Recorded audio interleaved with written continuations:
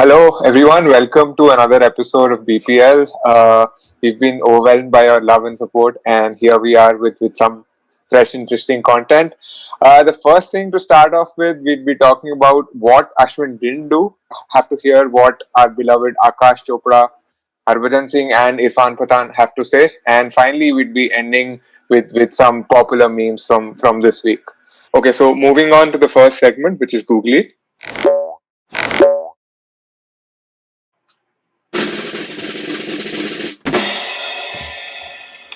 On the left, we have an image from the last year's IPL, and I think the highlights of the event was Ashwin mancarding Joss Butler. So, getting into some trivia first, how the name Mankad came.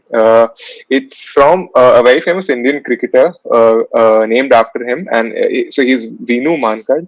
So, I think in the Australian India's tour of Australia in 1947, he had ran out a batsman called Bill Brown in the same way. And that was the first time it was happening, and there was a lot of media backlash, and he was supposed to have flouted the spirit of the game and gone against it. And that's how the name came into being. We've seen plenty of these moments in international cricket through the course of time. This one particularly got a lot of media attention primarily because it was in the IPL and two very famous players were involved. On the right, the image is from the game that Delhi played against Bangalore. And here, Ashwin actually, you see the distance between where Aaron Finch is standing and the crease. And Ashwin sort of, in his run up, noticed this and this gave a warning to Aaron Finch, and he did not run him out like he did last time. And that was all very shocking to all of us and all the viewers and commentators, and even I think Ricky Ponting. So yeah, just to start off with, what do you guys think about mancarding and what Ashwin did? Bro, first I want some Oh, sorry. Oh, I see a lot of passion. Oh. First, let's talk about what the laws of cricket state, right? So the provision to run out the non-striker is clearly laid out in the laws of cricket. The mancard is thoroughly fair, legal, even as Don Bradman, the Australian captain in 1947, laid out.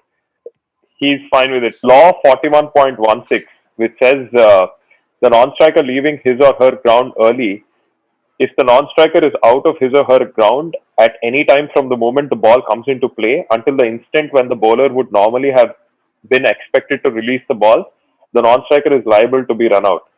So this was slightly tweaked in 2017 by MCC, where they replaced the bowler is permitted to run out the non-striker with the words the non-striker is liable to be run out. So slight tweaking, but then basically the laws of cricket state that mancard is perfectly legal and the bowler is well within his rights to conduct it. But Moni, spirit of cricket. I don't understand who are these people who are social police for spirit of cricket. I had the same question. Why, if a bowler oversteps by an inch, it's a no ball plus free hit. If a batsman is out of his crease while running by an inch, he's run out. So why should a batsman get unfair advantage when the bowler is in his run-up? And just to add, if you see where Aaron Finch is here right now, and if it was a quick run that they would have taken, like look at the disadvantage on the opponent, like the fielding squad, like the head start that he's got for no reason. And if it was a close score last over of the World Cup and something like this would have happened, like where is the spirit of the game in that case? Especially because of the way the level of competitiveness within cricket has increased so much, where previously we used to have probably one close match every month or so. Right now we're having a close match every other day. And even one run is so important, right? Just in this IPL, there are already two games which went into super overs. Even the World Cup, the 2019 World Cup was decided by the number of boundaries after that, right? Because the super over also got tied. Yeah. So because of that, every run is definitely important. Yes, as Satvik said, I think that was Ashwin's opinion as well, where he mentioned where is the spirit of cricket? What is this spirit of cricket that everyone's talking about. Where is it written? Should I read some books to go find it? That was definitely funny, but just to be on the flip side, right? I completely agree that the bowler is well within his right. Just to talk from the other side of it, a no ball is something that we're all accustomed to. Like we all know what is going on. Every match, the bowler bowls 6 balls every over, and it's a common occurrence. And right now we have even the third umpire also tracking whenever a no ball happens. So probably a man carding was something that was not very common in cricket. Actually, Ashwin was the one who's done a couple of man cards previously as well. It's not very often that we see something like that happen. That being said, all the batsmen have to be educated that a man card is wrong and you can't do it. You can't take that sly advantage. And probably there is a similar computer system that also needs to be put in place where the batsman is penalized if he keeps leaving the crease. Because Put the a bowler, buzzer, bro. yeah, exactly. The bowler can't always keep looking at what the non-striker is doing, right? He has to fix his line and length and delivery and how the striker is moving instead of focusing on the non-striker. Ponting and Ashwin, before IPL started, we all know Ponting is against man carding. I mean, we know he's a great batsman, but I भाई find वो it तो very. batsman ही है. So I understand, but he's played the game for such a long time. I was actually surprised that he had such strong opinions against man carding. And I didn't see that episode, but it was a great. What I heard was Ashwin and Ponting had a very open conversation about man carding. There wasn't any conclusion, which is an interesting point. But that's why you see he didn't man card Finch. He just gave him a warning. No, but like on the right, like bottom right, we see that he's warned everyone, and I think he's being too nice by warning people. You should just go for the kill next time. It's like saying that you get out on the first ball and then you say, okay, it's a trial ball. It's something on those lines. But Right. bro, if you think about it, let's see what happened on the left. Ashwin did the man card, and then social media is ablaze saying that where is the spirit of cricket? Why are you doing this? People in Australia started podcasts saying that Ashwin is going to win the entire IPL just by doing man carding. And now Ashwin gave everyone a warning, and he said, I mean, I don't really know what the spirit of cricket is, but the aftermath was terrible when I did the first man card. So now I'm making it clear, the first and final warning. And then everybody in social media is all like, Ashwin should have just taken the Aaron Finch wicket. Everyone's fine because Delhi Capitals won. What if Aaron Finch, and then he went on to score a century and won the game? So I feel like there'll always be two sides to this. But I don't think it was a lot of pressure from Ricky Ponting or whatever. I think Ashwin just realized that he didn't want to get into a big controversy again. So this was like his disclaimer, and now the show's going to start rest of the IPL. Absolutely. Yeah, and if you remember when we play cricket, like with tennis ball, have we ever done a man card? I mean, I don't remember doing it, but it will be fun doing it to see the reaction of the people. bro, I feel like spirit of cricket, all these different all these rules that were there earlier that people would bucket them as spirit of cricket were just things that people could not decide on the field without like these on-field replays and like technology that is now able to do it. अगर तुम देखो पहले that nicking the ball, you leave, spirit of cricket, or like this man card. So like, but I feel like now. Imagine when there was no technology, how the umpire used to give runouts, man. I feel really sorry for the umpire who's watching it keenly, whether it's a runout or not. All the players are looking at him. If you remember, the umpire used to bend towards the height of the wicket. He would not stand straight to see the LBW and all that. Yeah. And Also now, the no ball, bro. The no ball. exactly. At that time, umpire was the sole deciding factor, the on-field umpire. Now, it seems like everything is put on the third umpire, bro. Even if it's a mile away, the batsman is in his crease. The batsman has crossed the stumps and gone. You look at the umpire to decide, he's looking at the screen and is doing this. So, Yeah. the role of Then the he'll third- give one soft signal below his belt. Essay, like down, like. Yeah, but umpiring is definitely a very tough job. If you see, they have to stand for 100 overs. In a one-day match, you have to stand 100 overs a day and have that concentration and, but it's a Make timeless sure- job. Yes. make sure you're not getting hit back if the batsman is on strike. Yeah. Haven't we seen umpires Bro. wearing helmets and Oh, all that? yeah. Especially when people like Chris Gayle are batting. Dude. Right. Bullets. Umpiring actually reminds me of a story that happened in school. I don't know if you guys remember this. I remember it because I was that day. I was made the umpire for some reason. Parmesh made me the umpire because he was there was the other. Like our coach made me the umpire because there was not the other person there, and I injured my hand, so I wasn't playing that day. And then I still remember there was one team that I was rooting for by asking, and then there was the other team, and then I think it was between our seniors and juniors, and then someone balls the ball, and then one of our teammate looks at me and he's like, "Bro, hey, Hotira, give it out there too." And then I'm like, well, that's out. And then Bro, I can 100% see myself doing that, bro. You only would have asked probably. There are times, Parmesh pulls me there up. are a couple of times even in this IPL where there's a match between CSK and RCB, okay? So, Virat Kohli is batting, Dhoni is keeping. And then the umpire has to decide whether to give wide or not. So Virat Kohli is asking for a wide, Dhoni is saying not a wide. The umpire is deciding whether to go, which way to go. the ex-Indian captain and the Indian captain. And that was pretty funny to see.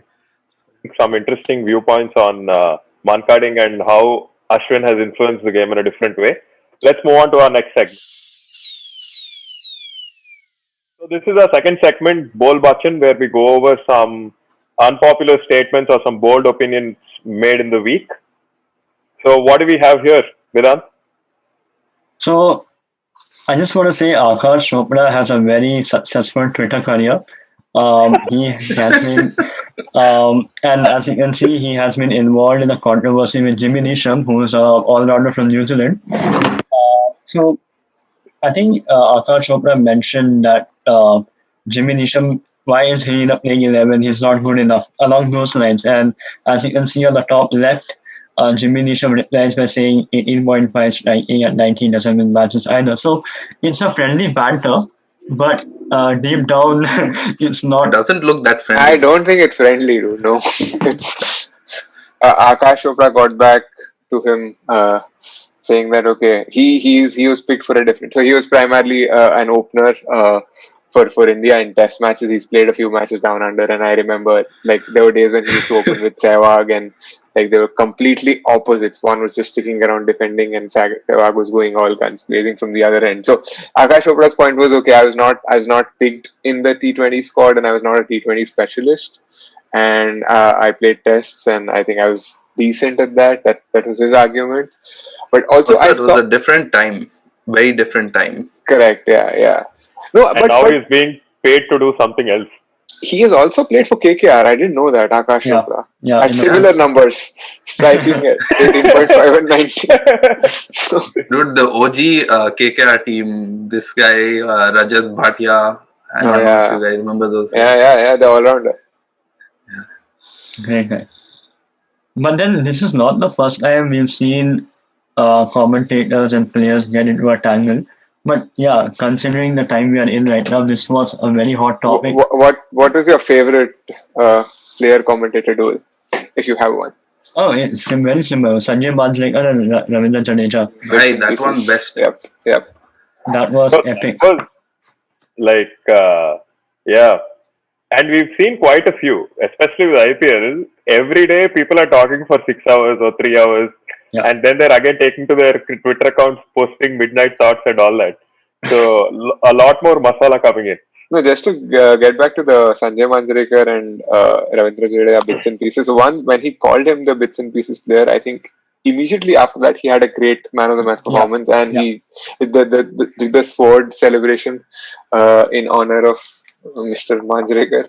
And after that, I think if you guys notice, he has not been given BCCI contract, Sanjay Manjrekar, for commentary. So he's sort of out from the main original commentary panels. So but that keeps happening, right? Like that happened with Harsha Bhogle for a period of time. had not so favorable things to say about the team. Who do you think is the best commentator right now, man? I feel Harsha Bhogle. Harsha Bhogle, hands Yeah. down. No doubt. So, just if you go by the voice, I don't know if you guys know Mark Nicholas. He was the voice behind Cricket 2007 also, and he's commentating now in the IPL. So I just really like the way he sort of presents. Harsha Bhogle has great analysis, and like the points that he says are very good and very educated. But just on another tangent, I feel Mark Nicholas is also amazing. Unpopular opinion. Who's the commentator that you don't absolutely enjoy? It's Ashish Nehra, man. I can't stand him. For me, I think Akash. For me, it's probably Sunil Gavaskar, just because of the dude. Like, I honestly feel like he's very his delivery is very like test match cricket. Like, I don't, or like it's very repetitive. Definitely an agree with you. unpopular opinion. I agree with you. I've seen some matches where he gets so carried away, he doesn't realize what he's saying sometimes. That's the fashion of the man. So But again, nothing taking away from the player. Great guy. Just saying. I think I watch a lot of dugout right now. I think all of us are watching a lot of dugout with IPL, and sometimes when I'm watching the normal regular commentary, I see like commentators missing some facts and taking the wrong names of players, and that mostly I've seen Darren Ganga doing it. Otherwise, the analysis of the sport is excellent, but when he does something like that, I'm like, what just happened? But like right now, just talking in terms of dugout, right? Like Graham Swan and Brian Lara, Brett Lee, Scott Styris, Sanjay Bangar, they're actually analyzing the game really well, and they're gamified the entire system where they're posting big over alerts or wicket alerts. So that's fantastic. yeah, and just to come back to Graham Swan, he is hilarious. I think if you remember Monish when we saw that match, he is so sarcastic and so blunt. Yeah. He's against the Indian third umpires. He's against going to the third umpires, the amount of time they take, and also on the on-field umpires, the minute they refer to him, he's like, that's 4 minutes of my life I'll never get back. and also, second point about Graham Swan, he's a big fan of Tewatia. Huge fan. Only fan of two things. One, Tewatia. Second is that Tata Altros. Oh, yeah. Dude, that Tata Altros, like, why do people think that? Like, so like, they're like, the commentators are like, such a beauty, like, amazing car. And I'm like, bro, it's just Tata Altros. पैसे के लिए कुछ भी बोलेगा. The safest hatchback in the world. Oh, yeah. I was watching a dugout episode when Ashish Nehra and Brian Lara were there, and Ashish Nehra passed some random comment on Brian Lara, and you could see Brian Lara pissed off. Like, what are you saying? Like, I'll tell you what happened. So Ashish Nehra is like, cricket is like the stock market. So you have to pick I'm a mutual dividend kind of guy because I don't have a lot of money. And Brian Lara has a lot of money, so he can do growth stocks. Brian Lara looked at him and he's like, man, don't even involve me in this discussion. I don't want to be a part of it. And then Ashish Nehra is talking about CSK, how he's invested in the players in CSK and all of that. Yeah. Another reason why I'm so biased towards Nehra is he was apparently the head coach of RCB last year, and as you guys know how well we did last year, so yeah. Head coach or bowling coach? Bro, no. He was a bowling coach, but he pretended to be the head coach. Wow, Nehra ji. I don't think you can blame the head coach or the bowling coach for your King Kohli's or Chahal or right side pe AB de Villiers ka antics. I think it's they're big players. It's up to them. I'm a Nehra Bhai fan, so sorry. And as Shubham will agree with me, if you guys have time, watch Breakfast with Champions, the Nehra episode, which is one of the Shubham, you want to look at his how chillax he's like uska chod dekho bas like. Dude, I think that was the episode which sort of got that side out of like showed Nehra's funny side to the world, and that is when his like he started coming in commentary. Now he's in dugout. I think that episode did wonders for him. But it was a great episode, must watch. He's doing advertisements. yeah.